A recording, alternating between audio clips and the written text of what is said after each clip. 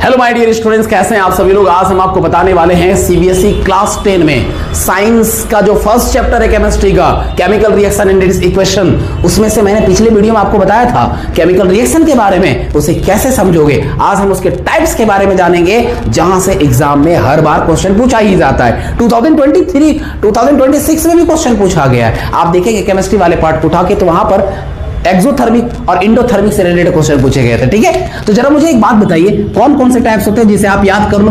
तो सबसे पहले मेरे पास टाइप आता है मेरे बच्चे कॉम्बिनेशन रिएक्शन, तो आप इसे नोट डाउन कर लो, कॉम्बिनेशन रिएक्शन। सेकेंड जो हमारे पास आता है वो आता है मेरे बच्चे डीकॉम्पोजिशन रिएक्शन।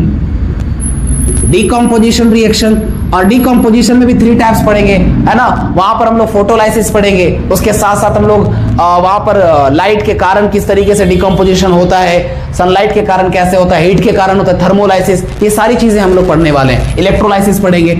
इसी तरीके से डीकॉम्पोजिशन के बाद हमारे पास आता है डिस्प्लेसमेंट रिएक्शन। क्या आता है मेरे बच्चे? Displacement reaction. और इसके बाद जाता है हमारे पास double displacement reaction. Double displacement reaction. The next one is oxidation reaction. क्या आता है मेरे बच्चे? Oxidation reaction. और इसके बाद आता है रिडक्शन। ठीक है, रिडक्शन।